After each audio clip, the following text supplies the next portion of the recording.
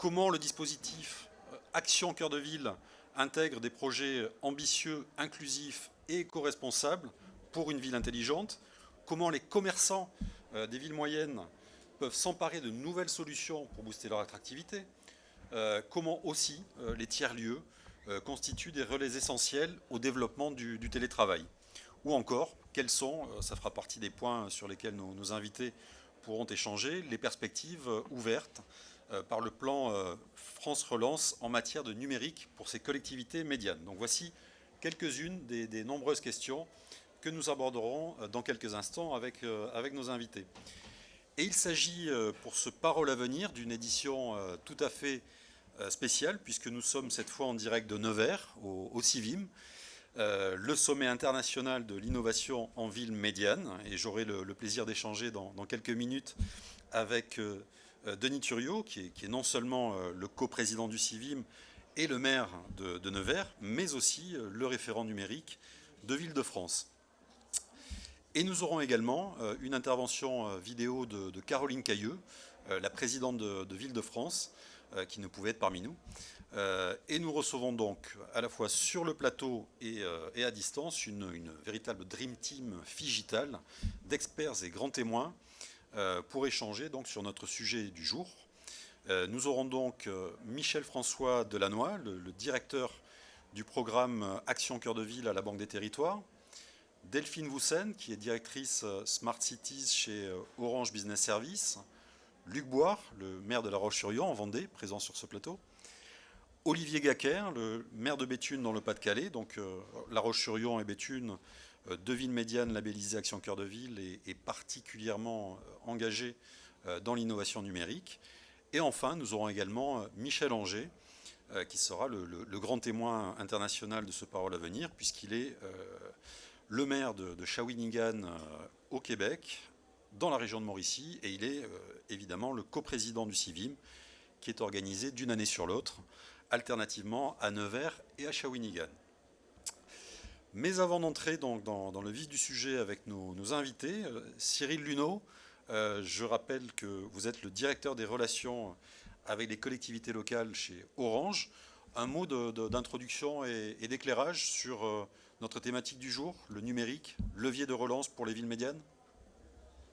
Cyril Luneau, c'est à vous. Je crois qu'on a un petit problème de son avec Cyril Luneau.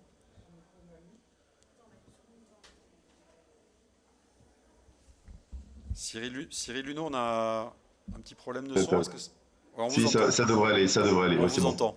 C'est bon, c'est bon. Oui, merci beaucoup. Donc oui, très heureux d'être parmi vous. Et tout d'abord, je voudrais vraiment remercier Denis Thuriot, qui est président donc de Nevers Agglo et puis maire de Nevers, pour l'organisation de ce CIVIM et l'accueil de paroles d'élus à cette journée de conférence. Nevers est aujourd'hui, on va dire, la capitale de l'innovation et qui rayonne à l'international avec la coopération d'Israël et Québec, vous l'avez rappelé, avec la présence du maire de Shawinigan. On est très heureux donc d'être partenaire de la première heure du CIVIM et entre Orange et Nevers, c'est aussi un partenariat fidèle et au service de l'innovation. Denis Thuriot, on le sait, c'est un précurseur parce que déjà dès 2013, il avait bâti son programme aux élections municipales avec des projets qui ont été repris par le grand programme Action Cœur de Ville et qui avait pour principe le numérique et l'innovation, non pas pour les villes qui ne s'en sortent pas, mais pour celles qui ont des solutions. Donc, vous voyez, vraiment tirer vers l'avenir. Le deuxième point que je voudrais signaler, c'est que nous-mêmes, chez Orange, très tôt, on a voulu développer cet axe d'innovation avec Nevers. On a démarré avec les QR codes pour le parcours de découverte du cœur patrimonial donc, de Nevers. On a développé aussi une chose assez drôle, c'est-à-dire avec le chocolatier star de Nevers, donc, qui s'appelle Ragno, les flash shocks, et ces chocolats communicants grâce donc au flash code. Et puis plus récemment, on a développé Nevers Agglo, Agglo dans ma poche, et qui sont tous les services pratiques de Nevers et qui sont personnalisables, que ce soit pour les résidents ou pour les visiteurs. Vous voyez, donc les villes médianes, pour nous, c'est vraiment très, très important. C'est un quart de la population et ce sont des territoires qui sont à taille humaine. tout à fait propice à l'innovation, une innovation qui est concrète et qui est directement utile aux citoyens. Je veux insister là-dessus, mais également aux entreprises. Les communes, c'est toujours le premier échelon de proximité, de lien social, et ces villes, finalement, fourmillent d'initiatives, des initiatives qui sont très innovantes, et travaillent depuis plusieurs années, je dirais, à digitaliser leurs services, tout ça au service du public. Orange, à l'image de ce que nous faisons avec Nevers, accompagne les villes médianes. Et pour soutenir et accompagner leur initiative Smart, Delphine Woussen en parlera tout à l'heure. Avec Béthune, par exemple, et je veux saluer évidemment Olivier Gacker qui est là, on a des travaux depuis de nombreuses années, que ce soit sur l'open data, sur aussi on réfléchit à des histoires de collecte intelligente, certainement on en reparlera tout à l'heure, je ne vais pas dévoiler tout ça, mais voilà, nous sommes en tous les cas, le partenariat que nous avons avec Ville-de-France finalement, et je salue évidemment Caroline Cailleux que je félicite d'avoir été réélue à côté de Jean-François Debat, ce partenariat avec Ville-de-France, il prend tout son essor et tout son concret avec ces différents projets que nous animons. Donc, tout ça pour dire que nous avons contacté l'ensemble des maires des 223 villes médianes au cœur du projet Action Cœur de Ville, et on a présenté donc des solutions utiles, que ce soit pour la revitalisation des centres-villes, par le numérique, pour le commerce de proximité, les transports, le parking, le tourisme, tous ces éléments-là qui sont au cœur du dispositif. On est un partenaire de proximité parce que au-delà qu'Orange soit un leader mondial, c'est avant tout un acteur local, et c'est ça qui est dans notre ADN et dans notre construction.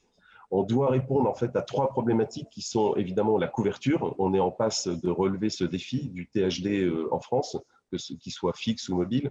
Mais il y a deux éléments importants qui sont les usages et l'inclusion. Ces 2 axes sont essentiels. J'en veux pour preuve, si vous voulez, qu'il y a une part trop importante de la population qui n'est pas dotée d'équipements satisfaisants. Je parle des tablettes, des PC, des smartphones et toutes les périphériques qui sont associés. Et il y a une autre partie non négligeable de la population qui n'est pas à l'aise avec l'utilisation de ces outils numériques, et notre devoir, c'est de les inclure, de les accompagner. J'ai envie de parler d'un devoir sociétal enveloppant. La transformation numérique, elle doit embarquer des actions qui sont nécessaires pour lutter contre ce phénomène. Donc, on doit aller plus loin. On a vu avec l'effet confinement qu'il y a une véritable attente qui est très forte des citoyens. L'avènement du THD, il doit inciter.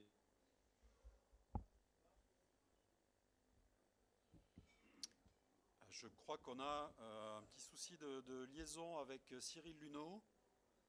Cyril, est-ce que vous nous entendez? Ou est-ce que la technique peut...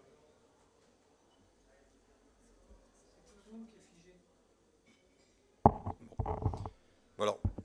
Merci Cyril Luneau. On vous retrouve au plus vite. On peut également rappeler dans ces engagements d'Orange aux côtés des collectivités locales le travail réalisé par Parole d'élus, donc le média de référence du numérique. Est-ce qu'on a retrouvé Cyril Luneau? Ouais, moi je vous entends bien. Donc, vous avez été coupé, alors donc je vous laisse reprendre. Oui, je reprends vite fait.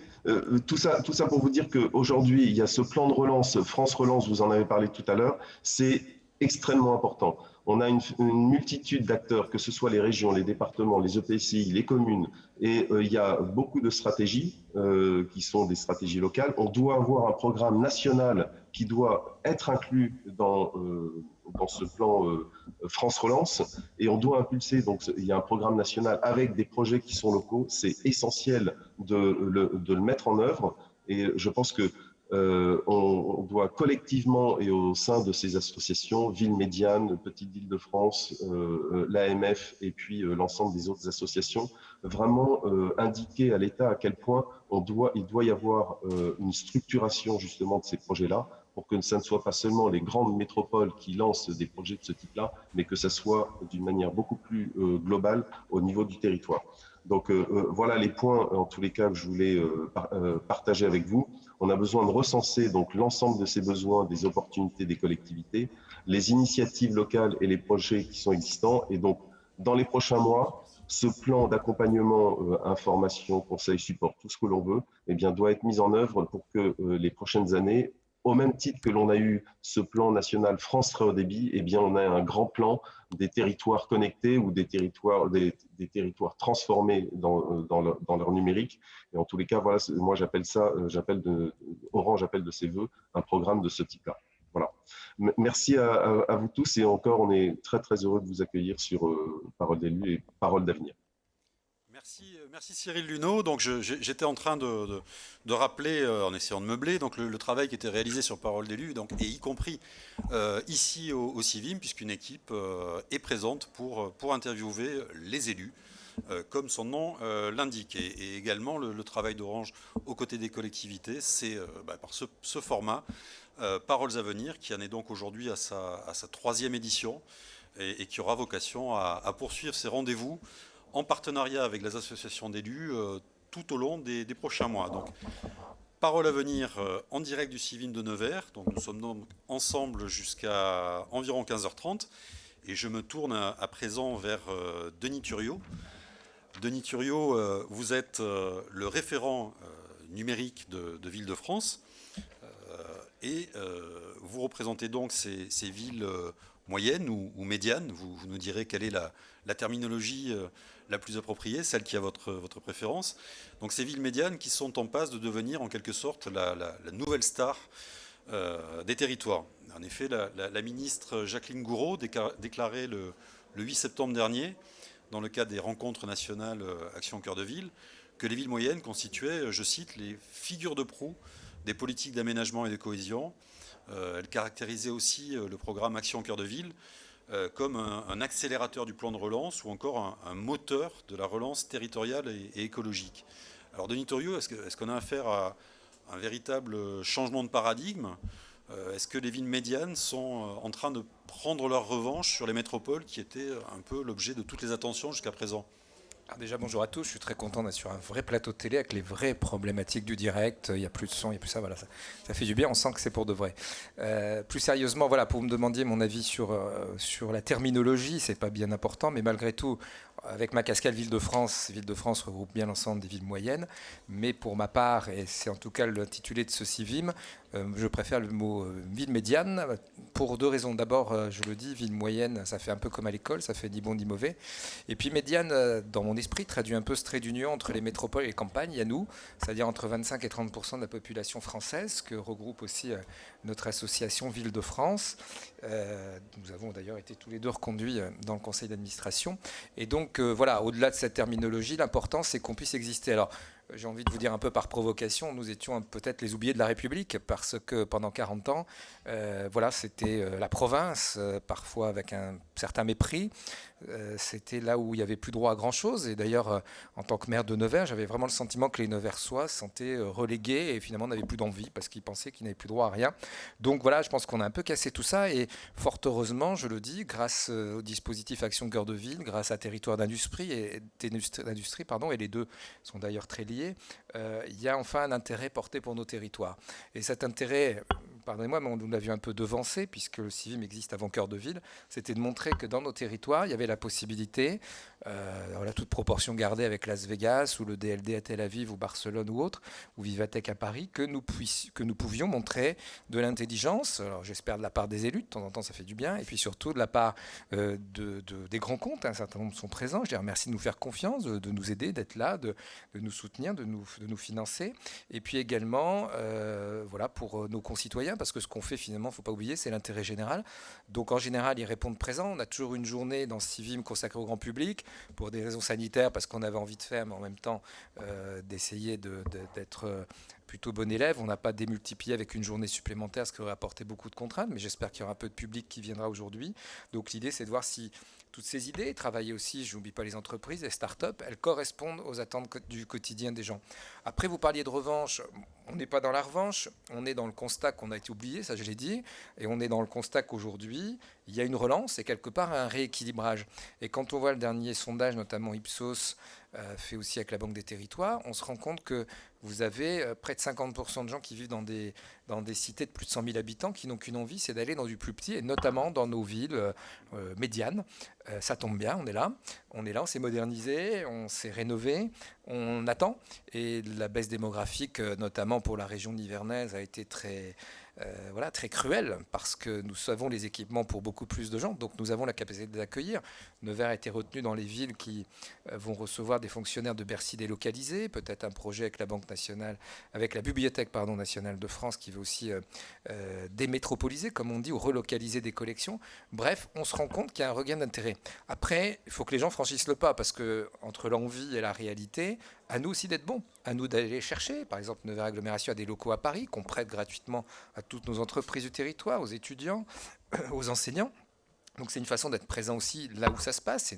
À moins de 2 heures de Paris, on a une vraie carte à jouer par rapport à être un peu le très grand Paris. Moi, ça ne me dérange pas et je ne verrai aucun œil péjoratif. Nos infrastructures routières, aéroportuaires, ferroviaires se développent enfin. On aura mis 30 ans, mais ça aussi, ça nous aura pénalisé. Voilà.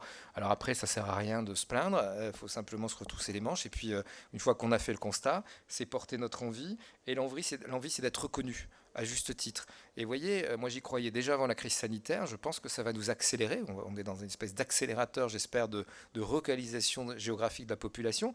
Je me suis rendu compte, pour avoir croisé parfois des collègues avocats, pour avoir croisé des Parisiens, pour avoir croisé d'autres personnes qui découvraient que l'Anière, on pouvait faire autre chose que de cueillir des jonquilles au printemps, ce qui est sympa, ou ramasser des champignons à l'automne. Mais grâce à nos partenaires, on a entendu Cyril Luneau, je le remercie pour ses propos, grâce à Orange notamment pour le déploiement de la fibre qu'il nous faut accélérer. Je mets la pression, mais le ministre a dit qu'il fallait accélérer l'accélération. Donc aujourd'hui, on se rend compte que voilà, si demain on doit reconfiner tout le monde, et c'est pas le but, on s'est rendu compte que vraiment ça a été un vrai plus d'avoir du très haut débit ou du bon haut débit. Donc c'est forcément indispensable pour le travail, forcément indispensable parfois pour vivre dans des conditions dégradées. Et donc c'est une vraie chance de pouvoir, à armes égales, mais en proportion de notre taille de territoire, dire on est là, aujourd'hui on peut vous accueillir. Et alors en plus, cerise sur le gâteau, vous pouvez vivre chez nous, vous allez payer moins cher, il va vous rester plus d'argent une fois que vous aurez fait vos dépenses, parce qu'en général c'est 30 à 40% de charges en moins, avec des dispositifs aussi d'aide que nous avons déployés. Bref, je vois vraiment pas la raison qui ferait qu'on ne viendrait pas à Nevers aujourd'hui. Je ne suis pas objectif, hein. Mais n'oublie pas mon collègue dans toutes les villes médianes, évidemment, parce qu'en tant que représentant de Ville-de-France, référent numérique, ce que je porte pour Nevers, évidemment, on est ciblé civil, mais c'est le congrès des villes médianes. Il est à Nevers, mais ce n'est pas le congrès de Nevers. Donc, bien évidemment, il faut qu'il y ait une répartition sur tous les territoires. Et je pense que c'est ça, la France. Ce n'est pas un très grand pays en termes de kilomètres carrés. Donc, il n'y a pas de raison que tout le monde s'entasse dans des grandes villes. On a besoin de ces grandes villes, je le dis, mais aujourd'hui, je ne vois plus bien comment certains vont pouvoir y vivre avec des revenus même corrects. Et puis, les modes de déplacement qui sont quand même dans l'air du temps avec le déplacement durable. Dans nos villes respectives, on va d'un point A à un point B à peu près en sachant le temps qu'on va mettre. Ce n'est pas l'aléa qu'il y a dans les grandes villes. Rien que ça, c'est du confort de vie. Alors, avant de poursuivre ensemble ces échanges de Niturio sur les enjeux du numérique pour les villes médianes, nous allons écouter Caroline Cailleux, la présidente de Ville-de-France, qui ne pouvait être présente avec nous aujourd'hui, mais qui a tenu à participer à notre programme avec une vidéo captée par les équipes de Parole d'élus. Donc elle nous en dit plus sur Ville-de-France et notamment sur son engagement fondateur dans le programme Action Cœur de Ville. Caroline Cailleux. Bonjour à tous, je regrette de ne pouvoir être présente à cette conférence Parole d'avenir consacrée au numérique comme à tout pour la relance des villes de France, mais je tenais à vous adresser cette vidéo. Je remercie notre partenaire Orange et son dispositif Parole d'élus, ainsi que mon collègue Denis Thuriot, le maire de Nevers, qui accueille cette conférence dans le cadre du sommet de l'innovation dans les villes médianes. Ces villes médianes ou villes moyennes, notre association Ville-de-France les représente depuis 30 ans. Ce sont des villes de 10 000 à 100 000 habitants et leurs intercommunalités. Ces territoires sont le cadre de vie de près de la moitié de la population française et ils sont au carrefour des métropoles et des territoires ruraux. Notre association les accompagne. Nous avons ainsi co-construit avec le ministère de la Cohésion des Territoires le programme Action Cœur de Ville afin d'accompagner la redynamisation des centres-villes. Ce programme, ce sont 222 villes qui bénéficient de 5 milliards d'euros sur 5 ans avec 3 partenaires financiers nationaux, la Banque des Territoires, Action Logement et l'Agence nationale de l'habitat. Le programme vise à faciliter et à soutenir le travail des collectivités locales, à inciter les acteurs du logement, du commerce et de l'urbanisme à réinvestir les centres-villes, à favoriser le maintien ou l'implantation d'activités en cœur de ville, afin d'améliorer les conditions de vie dans les villes moyennes. 1,5 milliard d'euros a déjà été mobilisé pour le programme et de nombreuses opérations de revitalisation des territoires ont été engagées, 174 déjà signées par 146 villes et plus de 200 devraient l'être d'ici la fin de l'année. Certains de nos territoires ont subi la désindustrialisation, l'éloignement des centres de décision et nous ambitionnons d'être au cœur de la relance. Le numérique peut être un véritable atout à cette fin. Il me reste à remercier tous les intervenants et les participants et à vous souhaiter une excellente conférence. Merci Caroline Cayeux. Alors Denis Thuriot, Caroline Cayeux vient d'évoquer le plan de relance qui a été annoncé par le gouvernement il y a un mois. À Ville-de-France, qu'en attendez-vous concrètement et quelles sont les nouvelles urgences qu'a pu révéler la période de crise sanitaire excusez la question un peu à tiroir, mais comment le numérique peut-il agir comme un levier de résilience, voire de dynamisation ? Alors, Caroline Cayeux, notre présidente, l'a rappelé, Ville-de-France a contribué à la rédaction du programme Action Cœur de Ville. J'étais dans les maires qui avaient apporté des idées. Et donc, c'était important de considérer aussi que ce plan France Relance, il reprend un certain nombre de propositions de Ville-de-France au niveau de la rénovation énergétique, au niveau de la rénovation patrimoniale, et puis évidemment au niveau des investissements numériques, mais aussi des relocalisations industrielles. Et le dispositif aussi, le de Normandie dans l'Ancien, qui n'est pas directement dans le plan, mais malgré tout, ça encourage les investisseurs à le faire dans des secteurs qui ne bénéficiaient pas de la défiscalisation avant. C'est aussi une idée que nous avons portée au niveau de Ville-de-France. Vous voyez, ce sont beaucoup d'orientations positives portées par notre structure, parce que la partie qui les compose, c'est-à-dire nous les élus, qui avons été réélus hier, on est sans doute les mieux placés en lien avec nos habitants pour remonter ce dont nous avons besoin. Et ce plan de relance, il va être appliqué par les collectivités. Et donc c'est à nous de dépenser l'argent. Là, nous avons eu la bonne surprise d'apprendre qu'un de nos projets allait être soutenu à hauteur d'1 million d'euros comme nous l'avions demandé dans le plan de relance. Vous voyez, ça a été rapide. En une dizaine de jours, on a eu la réponse. Donc, à nous d'être bon. Je parle de Nevers, mais je vais essayer de parler de Ville-de-France, parce que je suis surtout là pour parler de Ville-de-France. Et je pense, mais j'en suis même sûr, ça serait intéressant dans Ville-de-France de collecter à peu près les projets qui seront retenus de nos villes médianes dans le cadre du plan France Relance. On attend de nous, notamment pour le fonctionnement des entreprises, notamment dans le bâtiment, que nous lancions des marchés, évidemment, parce qu'on a besoin d'en lancer en 2021. Donc c'est important que nous soyons réactifs, rapides, et que nous soyons suivis là-dessus. Et puis je rappelle aussi les opportunités du commerce avec la partie numérique. Grosso modo, dans nos villes, un commerce sur deux n'est pas apporté sur le... Alors, j'ose pas dire le e-commerce, mais le commerce autrement, parce que c'est un peu ça. On parlait tout à l'heure des chocolats connectés. C'est une autre façon de faire du commerce, mais ils sont très bons aussi. Mais simplement, voilà, ça a été une opportunité. Je pense que la crise sanitaire a mis en exergue cette possibilité pour certains commerces qui n'avaient plus le droit d'ouvrir, de vendre quand même, de présenter en virtuel leur magasin, de faire des choix, d'organiser d'autres modes de livraison. On l'a fait en partenariat avec sans doute nos associations de commerçants, avec beaucoup de villes, parce qu'on se réunissait chaque semaine avec Ville-de-France en visio pour échanger sur nos pratiques, nos difficultés, s'échanger les bonnes idées. Ça sert à ça aussi les réseaux. Donc ça a été un enjeu majeur de voir que le commerce de proximité reprenait aussi de l'intérêt. Et d'ailleurs, certaines formules, comme les drives fermiers qu'on a pu faire les uns les autres pour promouvoir les circuits courts. Certains commerces qui ne s'étaient pas encore mis au e-commerce, c'était une question de survie pour eux. Aujourd'hui, ils sont restés. Donc ça veut dire que voilà, c'est face à la contrainte qu'on est encore plus innovant que d'habitude. Et l'innovation, elle n'est pas que technologique, elle est dans des idées de développement aussi. Après, sur la partie numérique, n'oublions pas que le plan France Relance comporte plus de 7 milliards d'euros sur l'accompagnement à la transition numérique, sur l'aide aux start-up aussi, c'est important parce que ce sont souvent des entreprises fragiles. Et puis accélérer aussi la transition numérique entre les entreprises et l'État, puis aussi dans nos collectivités. Donc ça, c'est quelque chose dont il faut s'emparer. C'est plus une question, le numérique. C'est plus une question. C'est une réponse aujourd'hui à beaucoup de choses. Et ce lien numérique a permis de maintenir du lien social. Imaginez de confiner les gens il y a 50 ans ou 100 ans. Comment auraient-ils vécu? Comment auraient-ils travaillé? Je dirais qu'on a un peu limité la casse. Si on a limité la casse sociale, la casse de l'isolement, notamment pour les personnes seules ou un peu perdues dans des coins. Donc voilà, c'est important qu'il y ait une couverture globale, et je le dis à nos amis opérateurs, intégrale sur la téléphonie.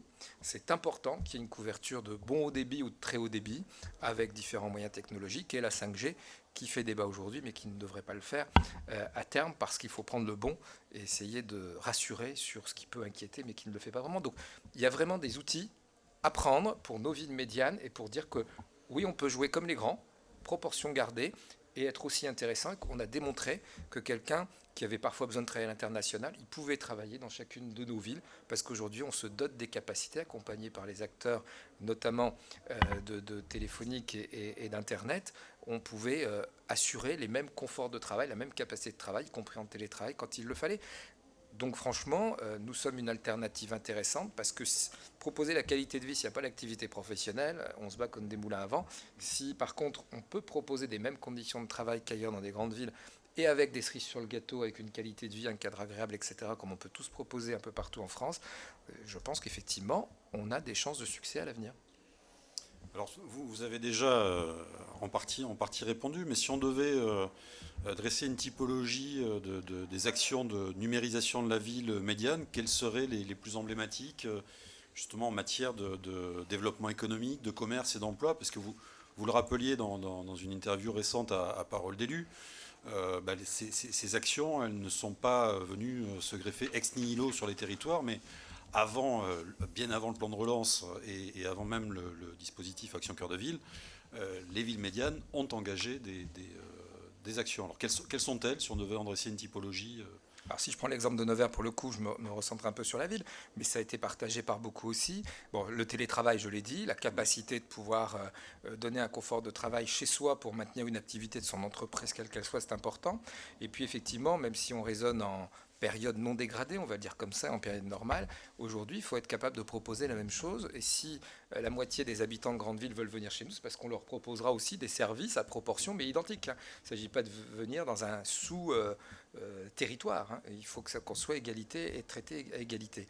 Donc voilà, ça passe par le développement des filières d'enseignement. On a été dans les 13 premières villes à Nevers à avoir le campus connecté. C'est un projet qui doit se décliner sur l'ensemble du territoire davantage et dans d'autres villes médianes. Il y a aussi faciliter la vie au quotidien, installer par exemple des capteurs de stationnement, éviter aux gens de tourner en rond pour rien, indiquer, c'est aussi des économies de carburant, indiquer les capacités de parking, etc.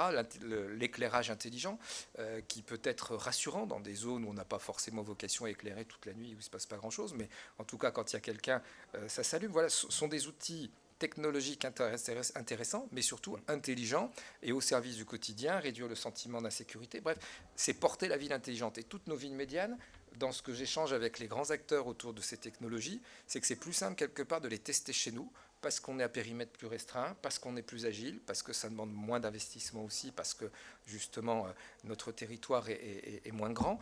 Donc on a une carte à jouer aussi dans l'expérimentation. Moi je suis très dans l'expérimentation. On a conclu avec Colas un marché qui s'appelle Flowell, sur les testés pendant 2 ans, des nouveaux types de passages piétons intelligents qui protègent le piéton, donc ça c'est des sécurités routières, mais aussi qui orientent le piéton à bien traverser, qui donnent des données. Pour le coup, on va lancer un data center, et je sais qu'il y a une volonté du gouvernement d'encourager les data centers régionaux, et pas forcément que des grosses machines dans des grandes villes. Donc voilà, c'est une construction autour de tout ça, les applications aussi, il y a notre partenaire Orange, Nevers Agglo dans ma poche, qui est une application qui existait déjà dans d'autres villes, mais qu'on a performée pour Nevers et qui marche très bien. L'application aussi de paiement sans contact dans le bus, ça aussi, il n'y a que quelques villes dans le monde qui en ont, et ça a vocation à se développer dans toutes nos villes médianes. On l'a accéléré pour être prêt au moment du déconfinement le 11 mai. Bref, autant de solutions que les uns les autres nous avons. Je vous ai donné des exemples sur Nevers, mais on peut en trouver dans d'autres villes différentes, et ça peut se démultiplier très facilement pour montrer que oui, nos villes médianes, elles ne sont pas à la ramasse, comme on dit familièrement, mais elles sont à la hauteur comme les autres. Alors là, je crois que vous avez vraiment devancé ma dernière question, qui était de savoir, vous, concernant vous à Nevers, quels sont les projets phares que vous avez mis en œuvre. Alors peut-être une question plus prospective, quels sont les projets à venir en matière d'innovation numérique? Est-ce qu'il y en a que vous pouvez... Est-ce qu'on peut avoir un scoop aujourd'hui pour Parole à venir sur... Je voudrais bien que Luc Boire puisse parler, donc sinon je vais prendre toute l'après-midi sur les projets à venir. Effectivement, il y a Luc Boire et on a d'autres. Luc Boire parlera. Et on a d'autres. Alors ce que je vous propose, c'est de passer aux. Je plaisante, questions. j'ai quand même une réponse très courte. Bien sûr, j'ai une réponse courte. Alors c'est vraiment. C'est vrai qu'on a un petit peu de retard. C'est le territoire intelligent dans toute son acception. Pourquoi je dis territoire intelligent et pas ville intelligente? Parce que déjà on va parler français, donc pas Smart City, mais parce qu'on développe au niveau de l'agglo. Et donc on emmène d'autres communes, y compris plus rurales. Et c'est surtout harmoniser tout cela et qu'on avance sur un territoire agrandi plutôt que de la ville-centre, dans les mêmes directions, avec des problématiques différentes. On a même, aujourd'hui, je travaille sur le cimetière connecté, par exemple, pour que les personnes sachent, voilà, quand ils vont dans un cimetière, où on peut retrouver des fois son aïeul, son cousin, etc., qu'on ne sait pas forcément. C'est intéressant dans les grands cimetières, peut-être moins dans les petits, mais c'est d'adapter. Voilà, on réfléchit aussi, pourquoi pas, sur la collecte. La collecte aussi, aujourd'hui, c'est un vrai questionnement. Est-ce que la collecte des déchets, est-ce qu'on la connecte, la collecte? Est-ce qu'on fait payer au vrai prix du déchet? Est-ce qu'on peut, voilà, c'est des réflexions qu'il ne faut pas s'interdire. Je ne dis pas qu'une décision a été prise. Mais bref, c'est un ensemble qui caractérise ce territoire intelligent, qui se correspond, qui échange raisonnablement avec l'IoT. Donc il faudra bien de la 5G pour faire tout ça. Et voilà, pour moi, c'est notre ambition d'une ville moderne, permettant de travailler, de bien y vivre, de se déplacer avec des nouveaux modes de mobilité. C'est pas ça qui manque au Civim, entre JB, d'autres types de mobilité, propres et en même temps connectés et souvent, effectivement, électrique, en tout cas accessible. Accessibilité, efficacité, et c'est ainsi qu'on pourra répondre aux attentes des gens qui nous regardent de loin et qui pourront habiter chez nous. Alors, merci Denis Thuriot. On a alors quelques questions qui nous sont remontées via Parole d'élus par les participants qui étaient inscrits. Alors, j'avais une question d'abord pour Cyril Luneau. On nous demande... Pardon, il faut que je retrouve... la question, est-ce qu'Orange va également réfléchir à accompagner le programme Petite Ville de demain, comme il l'a fait avec une offre numérique pour cœur de ville pour les villes médianes? Cyril Luneau, est-ce que vous... Ah, on ne vous entend pas. Si, voilà, Ah, c'est on bon vous là. entend. Oui. On vous Super. entend très bien. Oui. Je vous disais tout à l'heure que vraiment Orange est un acteur de proximité. Vous savez que, et y compris dans la salle à Nevers, on a toutes les équipes donc, qui sont en charge des relations avec les collectivités locales au plus près. Et donc, évidemment, on va, j'en ai parlé donc à Christophe Bouillon il y a peu de temps, donc de l'Association des petites villes de France. Et donc, oui, en effet, on va regarder ça avec évidemment beaucoup d'intérêt. On a des solutions qui sont tout à fait duplicables pour des communes un peu plus petites, on va dire. Et donc oui, bien sûr, on va regarder ce programme avec grand intérêt. C'est important pour un acteur industriel comme le nôtre, encore une fois, je le dis, qu'il y ait des programmes de ce type-là, qui sont des programmes nationaux et qui sont ensuite déclinés d'une manière un petit peu organisée, un petit peu industrielle. C'est important. On a besoin de ça pour structurer à la fois notre stratégie, bien sûr, et pour avoir des actions d'ampleur qui portent sur le terrain. Et on est là, on est un acteur qui est, au-delà d'être pérenne, on est là pour durer, on ne fait pas des coups, on est là non pas par intermittence, mais on est là sur la durée. Et donc ces programmes-là sont très importants pour nous, et donc je vous le confirme bien volontiers, oui, on s'y intéresse évidemment.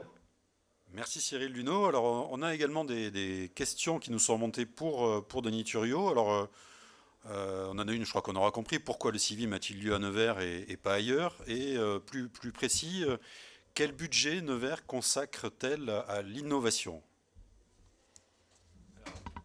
Moi, je retourne la question, pourquoi le CIM aurait-il lieu ailleurs qu'à Nevers? Mais pourquoi pas un jour, voilà, n'est pas non plus... Enfin, il a lieu à Shawinigan aussi. Il a lieu, alors c'est le seul sommet international d'innovation qui a lieu sur 2 continents, alternativement, donc ça c'est une fierté pour nous. Mais l'idée c'est le partage, hein. Si vous êtes tout ça, c'est pour partager. Donc oui, nous avons été les initiateurs, les fondateurs avec Michel Anger. Donc le Civim a 2 papas, peut-être qu'un jour il aura une maman. Mais l'idée c'est surtout voilà, qu'on se retrouve à un endroit, et pour l'instant c'est Nevers, si un jour ça peut évoluer, à discuter. Shawinigan au Québec réfléchit à que ce soit une autre ville aussi. Peu importe quelque part, c'est porté, c'est aidé d'ailleurs par l'association Ville de France que je remercie. Donc c'est le symbole à Nevers, effectivement, de cette force de nos villes médianes, quel que soit l'endroit. Et puis voilà, l'idée m'est venue, donc pour l'instant c'est un peu logique que ce soit à Nevers, mais c'est appelé à évoluer. Maintenant sur le budget de l'innovation, je n'ai pas les chiffres très précis en tête, c'est un budget en évolution, mais en évolution raisonnable, parce que l'innovation en fait elle n'est pas que technologique. Si je prends le budget du numérique, je pourrais vous le dire, mais ça ne veut pas dire grand chose. L'innovation c'est aussi l'innovation sociale. On n'a pas parlé d'économie sociale et solidaire, mais qui est un secteur à fort potentiel de développement, qui doit rejoindre aussi les enjeux de développement technologique. Donc on aide aussi au niveau de l'agglomération. Donc j'ai envie de vous dire, pour une agglomération comme Nevers, on est autour de 70 millions de budget annuel. Donc il y a une bonne partie qui est à l'économie, mais l'économie c'est aussi le tourisme quelque part. Et le tourisme connecté, de plus en plus, les gens maintenant ils vont pas à l'office de tourisme, ils vont chez eux sur Internet et ils choisissent un peu les parcours qu'on peut leur proposer. L'innovation, elle est aussi dans nos réseaux, elle est dans beaucoup de choses. J'ai parlé de nos réseaux de transport aussi. Donc voilà, si je vous dis un chiffre ex abrupto, ça ne veut pas dire grand-chose. On pourrait sectoriser ce qu'on fait pour notre incubateur, pour aider les startups, etc. Mais on est aussi territoire French Fab et via territoire d'industrie, on a aussi vocation avec l'État à aider les entreprises plus industrielles, plus traditionnelles. Donc si on mélange tout ça, oui, ça fait un budget important, mais c'est la priorité de territoires comme les nôtres d'aider à développer l'économie et de montrer qu'on peut travailler, s'épanouir, se développer chez nous. Et donc, ça représente une part non négligeable de notre budget, mais je ne le vois pas juste en gadget technologique. Pour moi, c'est global dans le développement des politiques publiques. Merci Denis Thuriot. On vous retrouve tout à l'heure pour la conclusion de ce programme. Et nous débutons à présent la séquence expertise avec Michel-François Delannoy, le directeur du programme Action au cœur de ville à la Banque des Territoires. Alors Michel-François Delannoy, la Banque des Territoires est l'un des 4 partenaires, Caroline Cailleux le rappelait tout à l'heure, du programme Action Cœur de Ville, aux côtés de l'État, d'Action Logement et de l'ANA. Et la Banque des Territoires en est même le premier contributeur sur le plan budgétaire, avec 1,7 milliard d'euros d'investissement prévus sur 5 ans. Mais au-delà de cet engagement financier d'ampleur, comment sont accompagnés les projets des villes et comment fait-on pour coller aux besoins de 222 collectivités, chacune étant forcément différente? Bonjour d'abord à toutes et à tous. Ravi de participer à ce temps d'échange et à travers Denis Thuriot que je salue. Je salue évidemment l'ensemble des promoteurs et des partenaires du CIVIM. Alors pour répondre à votre question, c'est vrai que la Banque des Territoires a été dès le premier instant, puisque nous avions, et Nevers avait d'ailleurs été une de ces villes dites démonstrateurs d'une démarche que nous avions initiée, qui s'appelait Centre-ville de demain, et qui a d'une certaine manière un peu incubé et préfiguré ce qu'allait devenir quelques années plus tard, quelques mois plus tard, le programme Action Cœur de Ville. L'action de la Banque des Territoires, elle est évidemment dans nos métiers, puisque nous ne sommes pas l'État, nous ne sommes pas une collectivité territoriale, nous sommes donc à notre place, donc une banque qui à la fois apporte du conseil, beaucoup de moyens d'ingénierie, qui investit, donc nous rentrons dans des sociétés de projets pour permettre à des projets de se faire, notamment avec des acteurs privés, et donc contribuer à la transformation des projets portés par les élus, et puis aussi nous prêtons, puisque nous sommes aussi une banque qui prête forcément, et donc avec des prêts que nous avions et que nous avons donc spécialement dédiés au programme Action Cœur de Ville. Plus précisément, ma réponse, et je ne serai pas long, c'est depuis le départ, nous avons la conviction, pour toutes les raisons d'ailleurs qui ont aussi été évoquées précédemment par le maire de Nevers, c'est que s'il y a effectivement des enjeux qui rassemblent ces villes dans notre pays, en même temps, c'est une population territoriale, si vous me permettez l'expression, qui est très hétérogène. Les enjeux de la ville de Nevers ne sont pas identiques à celles de la ville de Béthune ou identiques à une ville littorale. Je crois qu'on a un petit souci de liaison. Pour accompagner... Allez-y, Michel-François Delannoy, vous êtes revenu. Voilà, pour accompagner. D'accord. Pour accompagner donc les porteurs de projets que sont les maires dans la définition, la précision de leurs projets et les accompagner effectivement, c'était très présent dans les interventions précédentes, dans les démarches d'innovation. La moitié de nous consacrons 100 millions sur les 5 ans pour accompagner en ingénierie, en expertise, en conseil les villes du programme Action Cœur de Ville. La moitié de ces moyens sont dédiés à accompagner. On vous entend très mal, Michel-François Delannoy. Je crois que là, on ne vous entend plus. Est-ce que vous êtes avec nous? Allô? Michel-François Delannoy, est-ce que vous nous entendez? D'innovation au sens très large, que ce soit pour expérimenter. Ah. Moi, je suis toujours avec vous. Oui, moi, je vous entends. De latence parce qu'on Vous m'entendez? on vous entend difficilement. Est-ce que vous m'entendez? Oui. Alors, si vous permettez, on va passer à la deuxième question. C'est dans le volet numérique qui nous occupe aujourd'hui. Quelles sont les actions engagées par les villes que vous accompagnez? Est-ce que vous pouvez nous citer quelques initiatives particulièrement marquantes? Oui, alors, je disais à l'instant que un de nos engagements fondamentaux dans le programme Action Cœur de Ville, c'est vraiment d'accompagner des innovations, puisque nous y consacrons à peu près la moitié de nos moyens dédiés à l'ingénierie. Alors, pour prendre des exemples, la ville de Valenciennes voulait mettre en œuvre une solution numérique destinée aux visiteurs pour valoriser les services et les activités. Alors, on a encore un petit problème de liaison. Michel-François Delannoy, on ne vous entend plus. Bon, je suis toujours là. Ah, vous êtes revenu, ben, allez-y. Je ne vous ai jamais quitté. Donc, je disais, c'est l'exemple de Valenciennes, je ne sais pas à quel moment j'étais inaudible, mais que nous avons accompagné pour lui permettre de définir justement toutes les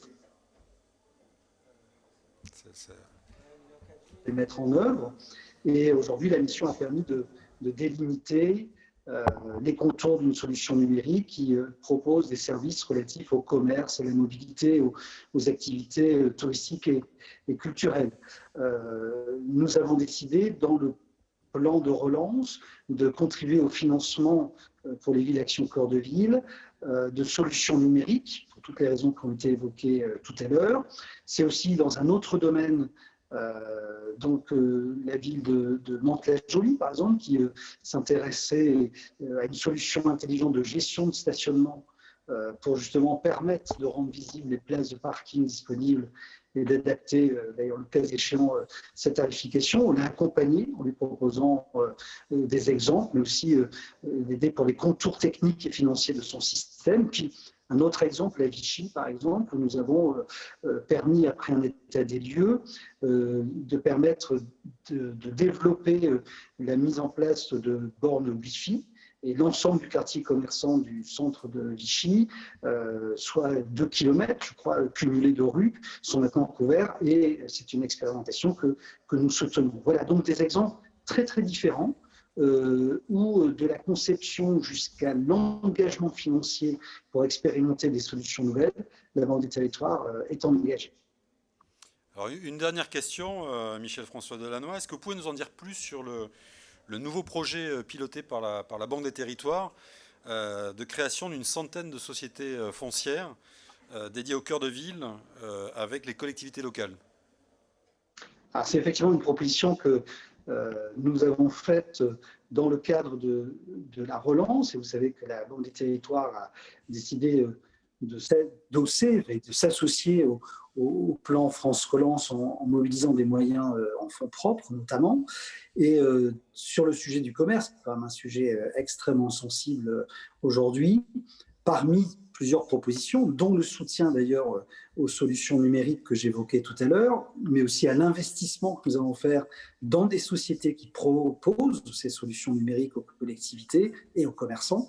Nous avons donc décidé d'intensifier une démarche dédiée au développement de ce qu'on appelle des foncières de redynamisation.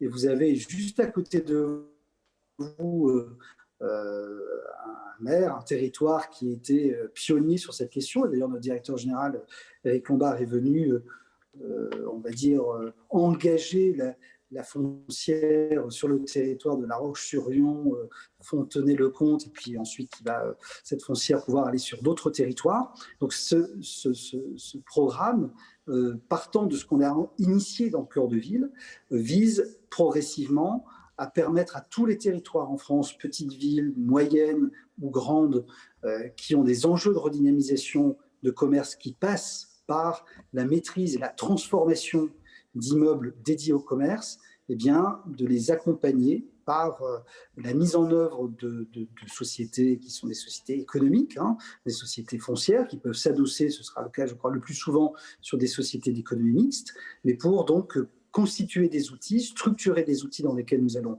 nous investir des fonds propres et permettre de traiter une partie de ces commerces stratégiques, dans des linéaires stratégiques qui sont en ce moment, on le sait, très très bousculés par le contexte issu du confinement long et malheureusement aussi les soubresauts que nous vivons aujourd'hui d'une crise sanitaire qui continue parfois à imposer des fermetures type de commerce, et on sait que tout cela aura des impacts sans doute extrêmement durs. Merci Michel-François Delannoy. Donc nous poursuivons cette séquence expertise en nous penchant à présent sur les services pour une ville intelligente avec Delphine Woussen. Delphine Woussen, vous dirigez au sein d'Orange Business Services l'entité Smart Cities qui accompagne les collectivités dans la transformation numérique de leur territoire en tant qu'opérateur et intégrateur de services. C'est bien cela ? Delphine Woussen, vous nous entendez ? Est-ce que Delphine Woussen est bien avec nous ? Oui, je suis là. Oui. Est-ce que vous avez bien entendu ma question ? Oui, parfait. Bonjour à tous. Merci. Oui, je confirme tout à fait. Orange, on est très connu en tant qu'opérateur télécom, mais nous sommes aussi un acteur majeur du numérique.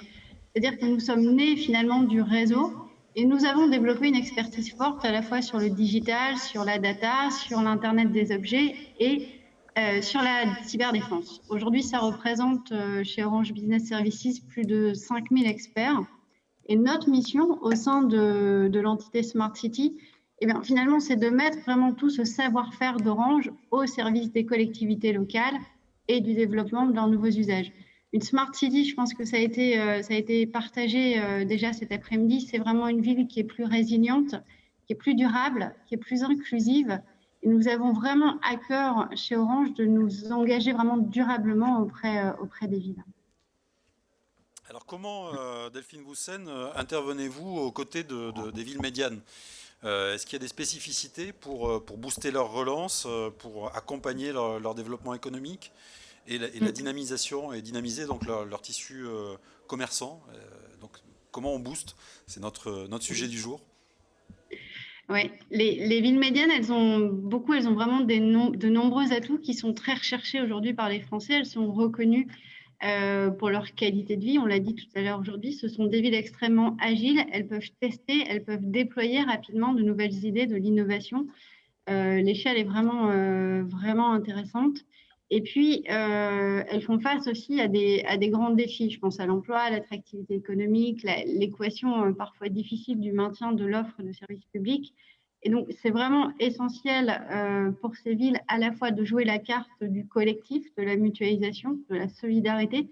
Et je pense que là, on en est tous témoins cet après-midi et vraiment bravo pour ça. De bien comprendre aussi finalement leur territoire et qui le compose pour adapter finalement au mieux les services, les infrastructures au profil de leurs citoyens. Et on est vraiment convaincus chez Orange que ça passe d'abord par une bonne maîtrise et une bonne lecture des données du territoire au niveau du numérique. Et c'est ce qu'on a fait, par exemple, avec la ville de Béthune.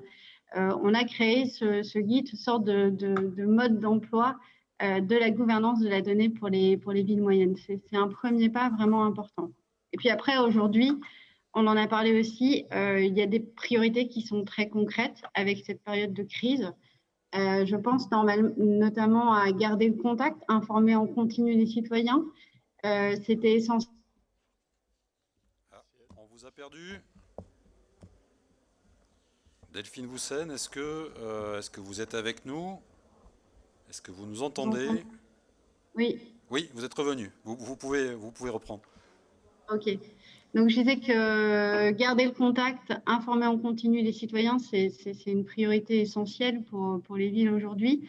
C'est ce que fait la ville de Nevers, c'est ce que font beaucoup de villes. Je pense aussi à Albi, par exemple, qui, avec des applications comme Ma ville dans ma poche, on en a parlé, peuvent vraiment garder ce lien fort avec les citoyens et partager entre elles encore cette notion de collectif, les bonnes idées, les bonnes pratiques qui ont été mises en œuvre, par exemple pendant le Covid, pendant le confinement en tout cas, et qui peuvent ensuite être prises à la sortie du confinement. On a typiquement aujourd'hui même, ce matin, la 3e réunion du club des villes utilisatrices de Ma ville dans ma poche qui s'est réunie dans le cadre du CIVIM à Nevers. Donc, merci aussi pour ça. Et ça permet cet échange, ce partage de bonnes idées avec des villes françaises, mais il y a aussi des villes internationales, puisqu'il y a notamment la région de Bruxelles qui utilise cette même plateforme. Une deuxième priorité, je pense qu'on en a parlé aussi, c'est vraiment favoriser l'entraide et l'implication des citoyens. Et là, je voulais partager un autre exemple, toujours au niveau du confinement, pour une ville qui nous l'a demandé. Eh bien, en 48 heures et de façon vraiment très simple, on a créé une plateforme, Entraidons-nous, un service adossé à Ma Ville dans ma poche ou autonome, les deux sont possibles, qui a permis vraiment de mettre en relation finalement ceux qui avaient besoin d'aide avec ceux qui souhaitaient apporter de l'aide. C'est une aide très locale, c'est une aide entre voisins qui s'adapte évidemment très très bien aussi aux villes moyennes. Ça a très très bien fonctionné. Juste pour vous donner un ratio qui était intéressant, finalement, on avait un ratio de 1 à 4 entre ceux qui demandaient de l'aide et ceux qui étaient prêts et qui souhaitaient en apporter. Donc vraiment une leçon intéressante et importante. C'est une quarantaine de villes aujourd'hui qui utilisent cette application, qui l'ont déployée. Et ces données, finalement, bien sûr, dans le respect de la protection des données à caractère personnel, le fameux RGPD, eh bien, c'est aussi des données, finalement, de tous ces gens qui se sont dévoilés et qui souhaitent aider. Eh bien, ce sont des données qui peuvent être prises aussi par l'ensemble du tissu associatif pour amplifier encore cette dynamique. Et puis, bien sûr, favoriser l'économie locale, la relance. Alors, on vous a perdu à nouveau. Est-ce que vous nous entendez, Delphine Voussen? Alors, je vous propose de passer à notre dernière question, si vous m'entendez. Donc, Delphine, on l'aura compris, la data et son bon usage sont essentiels pour l'attractivité des territoires urbains. Est-ce que demain, votre métier pourrait évoluer vers un nouveau modèle de délégataire de la donnée pour le compte des collectivités? Est-ce que vous nous entendez? Alors, on ne vous a plus à l'image non plus. Un petit peu inquiétant. Delphine Voussen, est-ce que vous nous entendez? Oui, ça y est, je vous entends. Oui. Est-ce que vous avez entendu ma question? Sur la donnée, oui, absolument. On le disait tout à l'heure, et je pense que Cyril Luneau le rappelait aussi en introduction, on a vraiment à cœur d'accompagner durablement les collectivités. Et la donnée, pour nous, c'est vraiment un bon moyen de penser le changement. On est déjà, je dirais, naturellement très investi sur ce sujet de la donnée. Pour nos propres clients, finalement, je pense aux mobiles, aux clients fibres, aux clients TV, on a mis au cœur de notre propre plan stratégique l'enrichissement de l'expérience client, l'efficacité opérationnelle, l'optimisation de nos réseaux par la donnée. Et c'est aujourd'hui vraiment ce savoir-faire-là qu'on veut transmettre aux villes. Et même si cette notion de délégataire, c'est un peu un raccourci, elle illustre vraiment bien pour nous l'importance d'en faire cette donnée un projet à part entière très transverse pour la ville, une sorte de colonne vertébrale de la transformation des projets de transformation de la ville. Et donc on peut effectivement demain avoir, je dirais, des DSP data, données, comme on a des DSP de mobilité, de transport, d'éclairage qui viendront elles-mêmes finalement nourrir cette initiative et cette plateforme très transverse de la donnée et créer ainsi de nouvelles analyses, de nouvelles vues et puis de nouveaux services pour les citoyens, pour les gestionnaires de la ville et puis pour l'ensemble de son écosystème. Une telle plateforme, ça doit être bien pensé, ça doit tenir compte de l'existant de la ville, ça doit être capable de s'interconnecter vraiment avec tous les services de la ville, encore une fois, de respecter les obligations réglementaires, d'être très sécurisé. Là, je rappelle encore l'importance de la cyberdéfense et les villes sont également très exposées, de plus en plus exposées à ces attaques. D'où pour nous vraiment sur ce thème-là une notion de partenariat extrêmement vraiment fort. Alors, on vous a à nouveau perdu. Delphine Voussen, est-ce que vous nous entendez? Oui. Alors, vous pouvez reprendre. D'accord, mais j'avais quasiment fini. Je voulais vraiment conclure. Voilà, je voulais vraiment conclure sur cette notion de partenariat fort qu'on souhaitait développer avec les villes et y compris et avant tout avec les villes moyennes ou les villes médianes qui sont essentielles pour nous. Et un point aussi important, c'est l'écoute et l'accompagnement. On l'a vu dans les différents projets de partenariat qu'on a pu mener et qu'on mène aujourd'hui avec les collectivités locales. Eh bien, il y a un enjeu fort d'accompagnement en amont de tout projet et d'écoute. On le disait, chaque projet a sa spécificité, chaque ville a sa spécificité. il est essentiel et évidemment clé de respecter et de suivre l'intention forte que donnera le maire dans le démarrage d'un projet. Alors merci Delphine Voussen et Merci. merci Michel-François Delannoy. Alors on a une grosse vingtaine de minutes de retard, donc on va passer sur les questions et ouvrir dès à présent la nouvelle séquence, la séquence territoire, avec des témoignages très concrets d'élus sur la manière dont la ville médiane devient chaque jour un peu plus intelligente, connectée et numérisée. Et nous commençons avec vous, Luc Bouard. Vous êtes le maire de La Roche-sur-Yon, au cœur de la Vendée, dans la région des Pays de la Loire. Votre commune, qui compte près de 55 000 habitants, a investi le champ du numérique depuis plusieurs années, à la fois en s'engageant dans une démarche Smart City et aussi donc depuis 2018 dans le cadre de la labellisation Action Cœur de Ville. Alors une première question, Luc Bouard, comment on peut articuler ces deux démarches, Smart City d'un côté et Action Cœur de Ville, à l'échelle donc d'une ville médiane, puisque c'est ce qui nous réunit tous aujourd'hui. Bonjour à toutes et à tous et merci Denis pour cette invitation à traverser la France dans un sens qui ne se fait pas beaucoup. On ne traverse pas beaucoup dans ce sens horizontal habituellement, et donc c'est un plaisir que d'être à Nevers avec vous aujourd'hui. C'est un plaisir et c'est un thème qui nous relie tous. Effectivement, Ville-de-France a cette capacité à nous réunir entre villes qui se ressemblent et qui avons des problématiques identiques, mais aussi des espoirs et des solutions identiques. Dans ces espoirs et ces solutions qui se ressemblent, évidemment, l'action Cœur de Ville a été un élément déterminant pour nous. C'est une action que nous souhaitions, qui a été amenée par Ville-de-France auprès du gouvernement, qui a été un succès, en tout cas, dans sa première approche. Les réalisations se poursuivent et on ne peut pas douter que dans nos villes, qui sont avant tout des villes à la campagne, ce sont des villes à la campagne. C'est-à-dire que dans nos villes, la plupart du temps, il suffit de quelques minutes pour être en pleine campagne en quittant le cœur de ville. Et c'est ce qui nous différencie souvent des métropoles. Et il faut qu'on garde ça. Et pour garder ça, il nous faut du lien.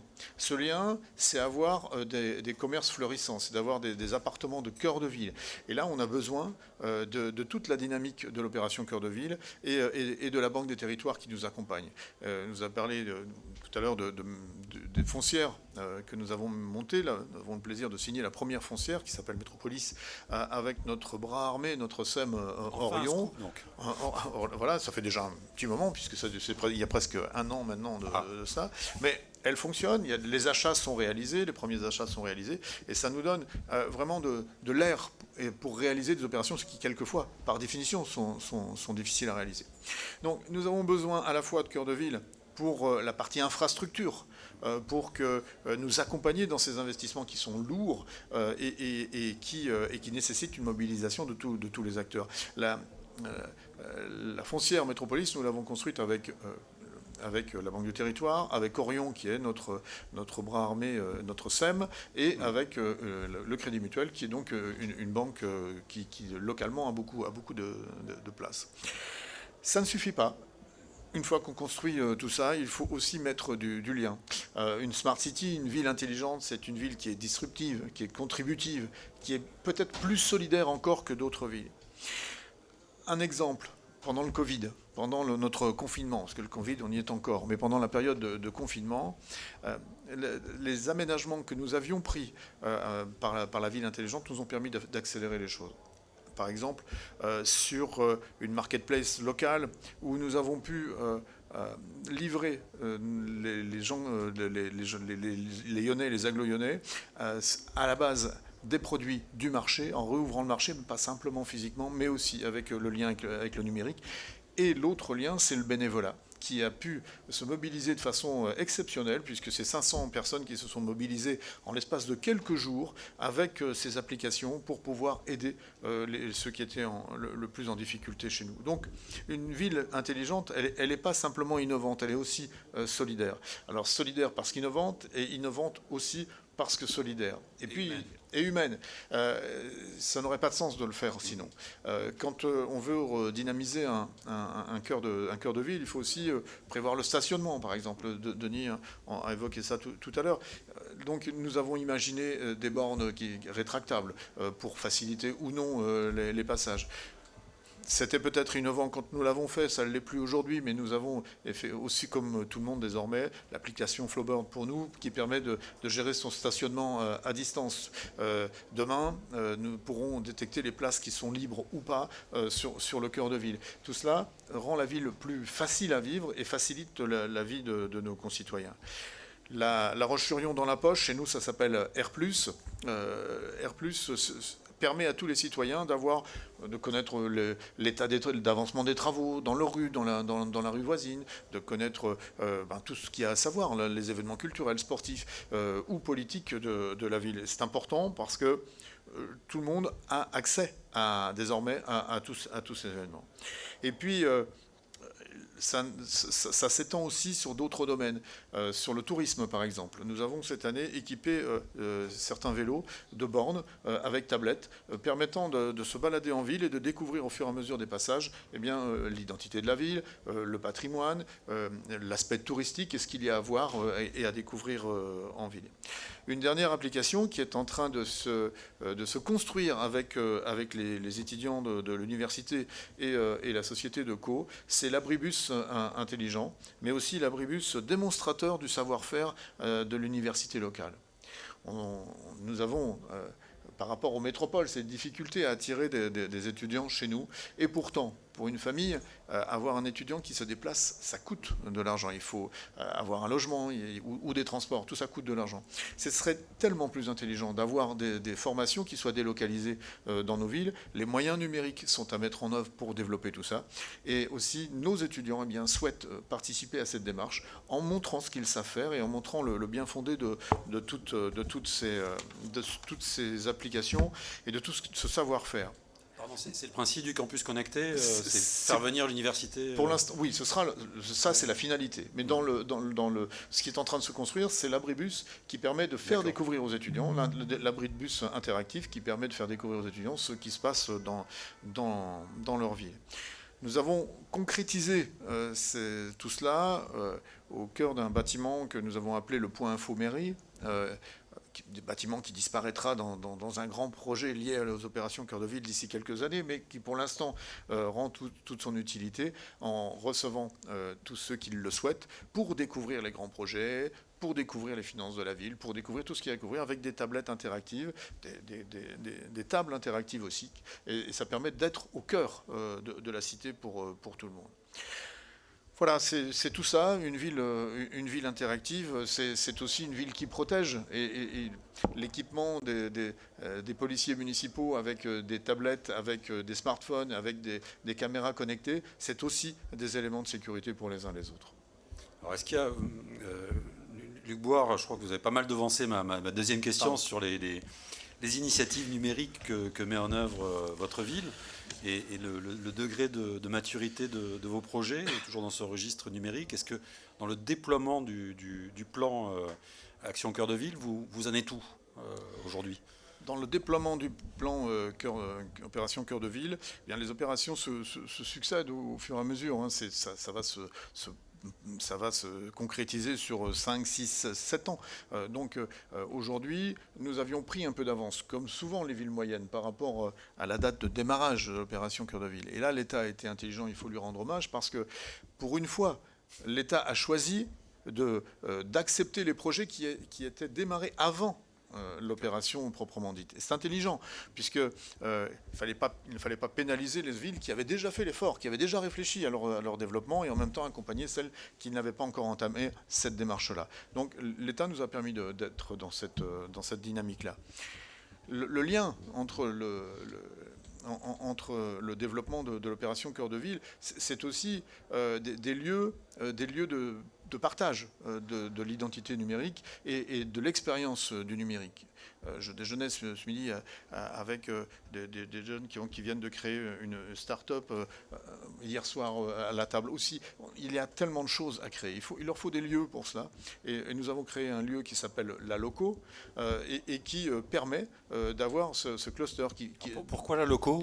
La Loco, parce que ça, c'est deux choses. D'abord parce qu'il faut être un peu fou pour le faire, donc voilà, un peu loco. Et puis parce que ça se situe à côté de la gare. Et donc on parle espagnol en Vendée alors. Non, on parle pas en Vendée. Voilà. Et donc ce lieu, c'est un lieu interactif. C'est un lieu où chaque expérience doit nourrir les autres. Bien, merci Luc Boire. On vous retrouve tout à l'heure pour les questions s'il nous reste un petit peu de temps, et nous allons donc poursuivre cette séquence territoire en nous déplaçant, alors cette fois-ci pas en horizontal, mais avec une diagonale vers le nord, vers les Hauts-de-France, avec Olivier Gacquer, le maire de Béthune, dans le Pas-de-Calais. Alors Olivier Gacquer, votre commune qui compte 25 000 habitants est, on le sait, au cœur d'une actualité sociale difficile depuis plusieurs semaines, et vous êtes en première ligne en tant que maire dans le dossier Bridgestone. Et vous avez dans différents médias indiqué votre souhait de faire évoluer le site vers une production, vers une activité qui soit tournée vers l'avenir. Alors est-ce que le secteur du numérique, dans votre esprit, pourrait constituer cette voie d'avenir pour réorienter les emplois concernés, Olivier Gacquer? Je crois que nous n'avons pas le son. Olivier Gacquer, on ne vous entend pas. Là, c'est bon. On vous entend bien, oui, bonjour. C'est parfait, bonjour. Est-ce que vous avez pu entendre ma question? Oui, tout à fait. Merci. Bonjour aux collègues, bonjour à Denis et à Luc, bien évidemment, puis bonjour à toutes et à tous. Merci pour votre invitation. Alors, pour répondre à votre question, le numérique, est-ce que ça peut réorienter finalement les emplois qui sont menacés sur Bridgestone? Tout à fait. Je pense que ça peut déjà conforter les emplois sur Bridgestone, parce que tout l'enjeu pour nous aujourd'hui, c'est sur ce projet de Bridgestone, de dégager un mode de production et une chaîne de production plus efficace, plus compétitive. Ça passe bien évidemment par un changement complet à la fois du produit, ça c'était une première chose, mais aussi surtout de la chaîne de production, c'est-à-dire comment on fait rentrer le numérique pour aller vers une industrie 4.0, vers une industrie plus automatisée, plus robotisée et donc plus compétitive finalement à l'échelle de la compétition mondiale. Donc pas réorienter, mais déjà garder des emplois. Deuxième sujet, c'est effectivement, est-ce que derrière cela, si on ne garde pas Bridgestone ou si on ne sait pas complètement garder les emplois, est-ce qu'on peut utiliser le numérique pour faire une nouvelle forme d'industrie de demain? Moi, je pense que oui. On a parlé des circuits courts, par exemple, sur la consommation alimentaire. Je pense que les circuits courts s'appliquent bien aussi demain à l'usine. L'usine, on va dire, des économies aujourd'hui arrivent à maturité. C'est une usine avec moins d'empreinte carbone. Typiquement, la production additive, c'est j'achète un fichier meuble, on me le produit sur place avec des écomatériaux, avec des matériaux choisis, on l'assemble, on me le livre avec donc une empreinte carbone très faible. Ça, je pense que ce sont des nouveaux formats d'industrie qui vont pouvoir se développer demain. On a technologiquement beaucoup progressé, les coûts d'accès à ces technologies ont diminué, et donc ça vient compenser des coûts de transport, de logistique, de biens qui seraient importés de très loin. Donc je pense qu'on a attiré ces filières numériques dans l'industrie. On a accéléré, je pense, la transformation de ces usines de demain, ces usines d'avenir. Et c'est pour ça qu'il nous faut, comme le disait Luc, des lieux, alors il appelait ça la loco, mais il faut aussi surtout peut-être des lieux de petits tiers-lieux ou des clusters, des lieux où en fait on peut, nous, garder ces jeunes qui sont souvent dans nos territoires et qui ont tendance formés mobiles à partir. Et donc, gardons ces gens innovants sur nos territoires, tirons les filières numériques, y compris dans l'industrie. Alors, Olivier Gacquer, Béthune, comme La Roche-sur-Yon et comme Nevers, est en pointe dans la transformation numérique, avec une démarche Smart City très structurée et des projets innovants dans le cadre d'Action Cœur de Ville. Et vous avez notamment développé une application pour les commerçants qui s'appelle Béthune Shop. Vous avez également un projet de conciergerie numérique et même la création d'un CRM citoyen. Est-ce que vous pouvez nous en dire plus sur ces initiatives ? Je pense que les collègues et moi avons compris depuis longtemps qu'il fallait nous différencier par rapport à ces grandes dynamiques métropolitaines qui sont encore, eux, dans un modèle mondialisé. Et nous, finalement, on subit plutôt qu'autre chose la mondialisation. Oui, on vous entend, allez-y. Dans un monde connectif, c'est-à-dire à la fois connecté et collaboratif. et que la question du numérique, aujourd'hui telle qu'elle se pose chez nous, elle est plus simplement la question de l'infrastructure et de l'aménagement de l'infrastructure, mais plutôt la question des usages.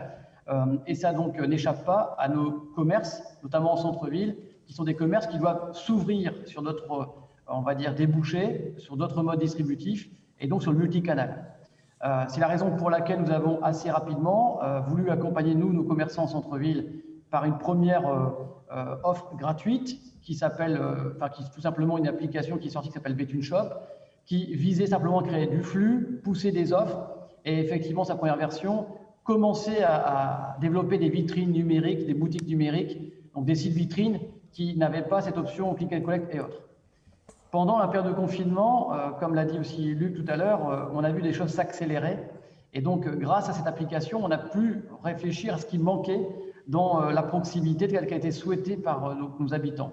On s'est rendu compte qu'il manquait une vraie stratégie digitale qui accompagnait finalement cette première version de Betune Shop. La version 2 arrive en partenariat avec la Banque des Territoires, comme pour la première version. Normalement, le 9 novembre, si tout va bien.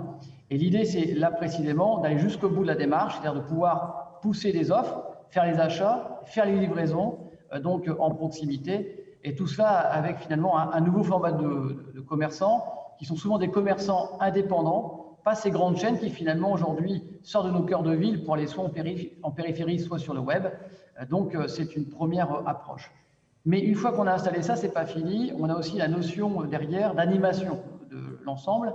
C'est la raison pour laquelle on rentre dans un partenariat actuellement avec le Bon Coin, qui lance le Bon Plan, avec la Banque des Territoires là également. L'idée, c'est sur 9 mois d'avoir quelqu'un, un peu plus qu'un agent de centre-ville, qui va aller en proximité auprès de nos commerçants pour les former, les animer, et puis leur donner finalement cette culture de l'animation de la boutique en ligne, donc boutique virtuelle, pour à la fois savoir traiter des nouveaux métiers comme la logistique, mais aussi savoir continuer à enraciner leur métier premier, qui est celui d'accueillir en boutique. Donc c'est de travailler sur l'environnement extérieur, et c'est là-dessus qu'on veut travailler. Sur l'aspect CRM, là c'est plus une problématique interne, c'est comment on peut dématérialiser nos offres, nous aussi, et l'accès aux services publics. C'est vrai que depuis quelques années, toutes les collectivités, y compris dans la ville médiane, on a pris le pli de ne pas aller vers la full démat, mais en tout cas d'ouvrir une porte numérique. Alors, on a une petite coupure. Olivier Gaquer, on ne vous entend plus. Écoutez, je vous propose de passer à la dernière question. Olivier Gaquer, j'ai oublié de préciser que vous étiez le référent sur la question du télétravail et des tiers-lieux numériques au sein de Ville-de-France. Et tout à l'heure, Luc Boire nous parlait de la loco. Et vous avez développé dans votre ville des espaces de coworking, et notamment la fabrique qui est au cœur du centre-ville. Est-ce que vous pouvez nous en dire plus sur la vocation de ce tiers-lieu ? Ces tiers-lieux sont pour nous, dans les villes médianes, des lieux de transformation en tant que tels, et des lieux où on recrée du lien. Mais c'est surtout, je vais aussi faire un rappel à votre première question, qui était de dire comment on se développe grâce au numérique. Nous avons des économies chez nous qui sont essentiellement sur le territoire industriel. Chez moi, sur mon territoire, 30% des emplois sont des emplois industriels. Se pose donc la question de la tertiarisation de notre économie, l'économie résidentielle, l'économie touristique, et surtout d'aller chercher les classes moyennes sur ces grandes villes qui nous ont inspiré souvent nos talents. Pour moi, c'est Lille, par exemple, mais j'ai cité tellement moins de 3 heures. Donc, comment faire revenir des classes moyennes chez nous ? Simplement en développant des espaces de coworking, du télétravail avec des liaisons qui fonctionnent bien. On voit encore un peu de boulot pour stabiliser tout ça, mais la 5G va arriver. Et donc, ce sont tous des axes stratégiques qu'on essaye de développer pour refaire de nos villes moyennes, finalement, des villes qui seront, je suis convaincu, dans un avenir, l'Eldorado, et qui retrouvent une grande forme d'attractivité, Merci Olivier Gaquer pour cet éclairage. Alors on vous retrouve tout à l'heure s'il nous reste un petit peu de temps pour les questions via Parole d'élus. Mais nous allons tout de suite franchir un océan pour retrouver au Québec le maire de Shawinigan, Michel Anger, qui est connecté à distance donc par la magie du numérique. Bonjour Michel Anger. Donc, votre ville, Shawinigan, compte 50 000 habitants, donc une taille comparable à La Roche-sur-Yon. Elle est implantée au sud du Québec, dans la région de Mauricie, à équidistance des villes de Montréal et de Québec.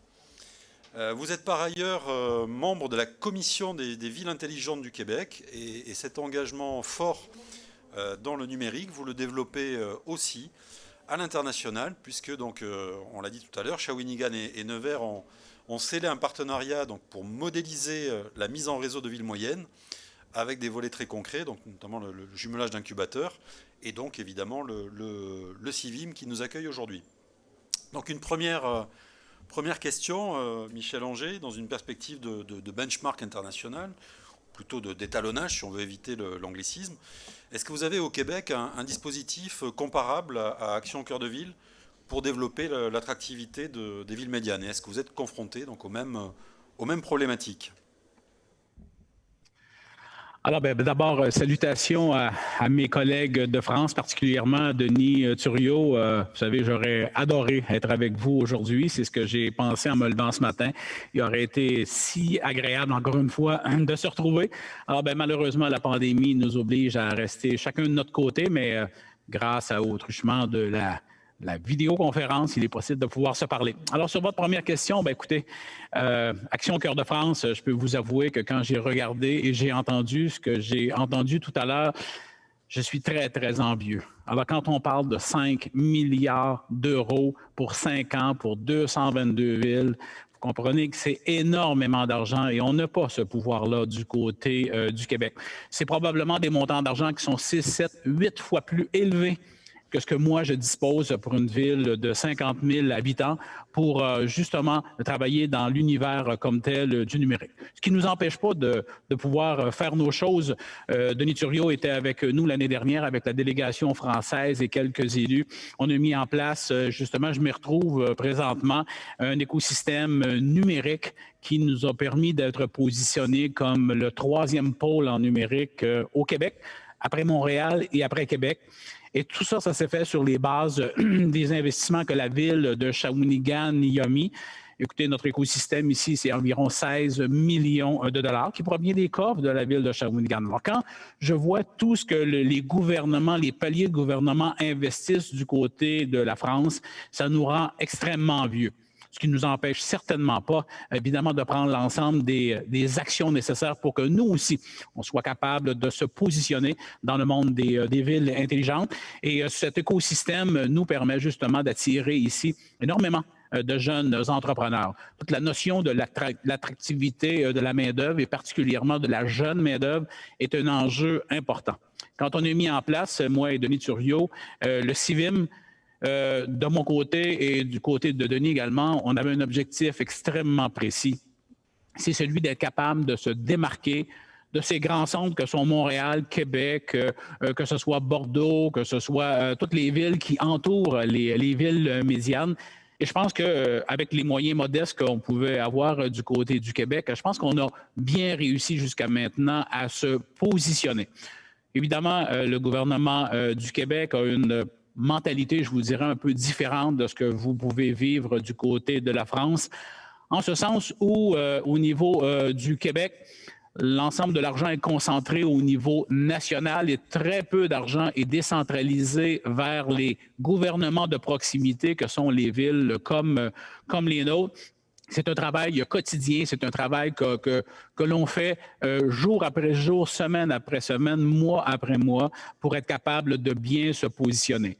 Parce que la ville intelligente, pour avoir été à plusieurs rencontres internationales, on a besoin passablement d'argent pour être en mesure de pouvoir se déployer de la bonne façon. Alors, à chacune des fois que je suis avec vous, amis français, je me dis toujours que si je pouvais disposer de ces moyens aussi importants, je serais particulièrement heureux. Parce que je constate, pour avoir vécu et allé à plusieurs reprises du côté de la France, que cet argent est bien investi et que les villes comme Nevers et l'ensemble des villes moyennes réussissent à très, très bien se positionner dans l'univers des smart cities, pour employer votre expression française, donc de ces villes intelligentes qui nous permettent aussi de pouvoir établir cette passerelle entre nos deux continents. Merci Michel Anger. J'avais fait un effort pour Benchmark, mais effectivement, vous avez raison sur Smart Cities. Alors, dans votre ville, Shawinigan, quelles sont les innovations ou expérimentations que vous menez en vous appuyant sur le numérique pour inventer cette ville de demain et soutenir son développement économique? Michel Anger ? Oui, alors vous avez eu ma question? là, je suis là. Bon. Oui, j'ai eu votre question. Alors, écoutez, j'ai entendu les collègues français parler de l'ensemble des outils numériques qui existent dans leur ville médiane. C'est exactement la même chose du côté de Shawinigan en termes de transport, en termes d'application, d'éclairage intelligent. Tous ces éléments-là sont en place chez nous pour nous permettre de se positionner dans le monde des villes intelligentes.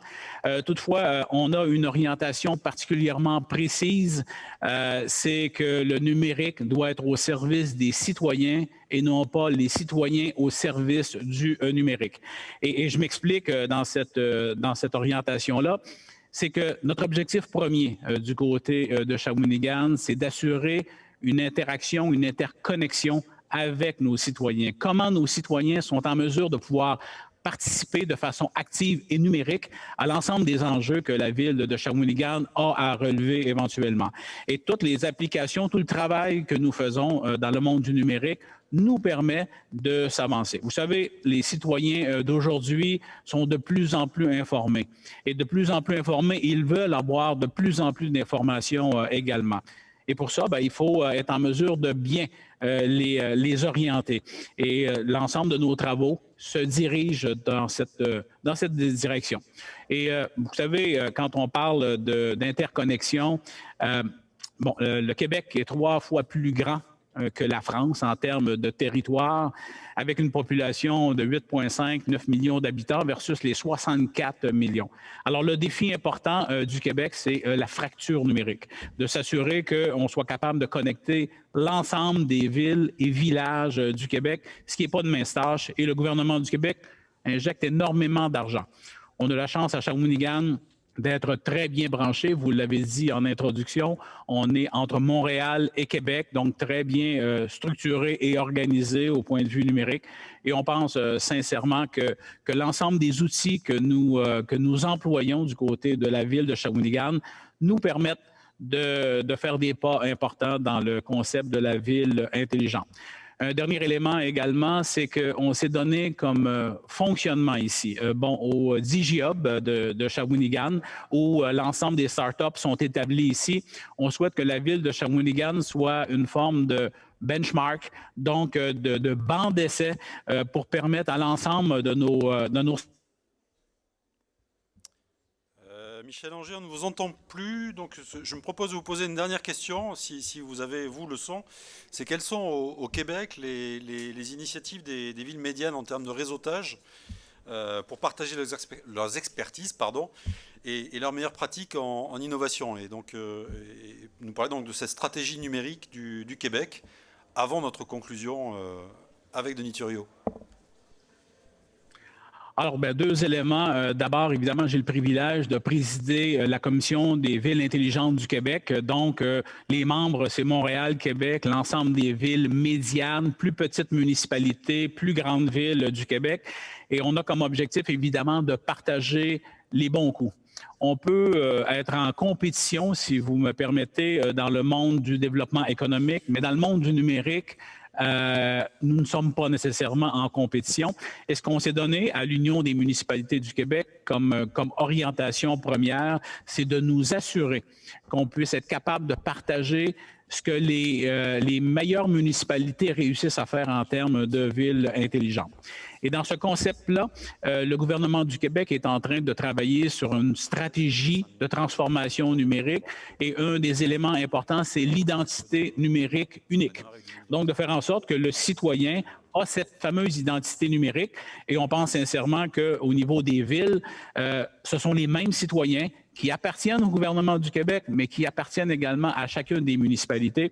Et on veut et on souhaite travailler avec le gouvernement du Québec pour établir les bases de cette fameuse identité numérique. Et je pense que jusqu'à maintenant, les travaux progressent particulièrement bien.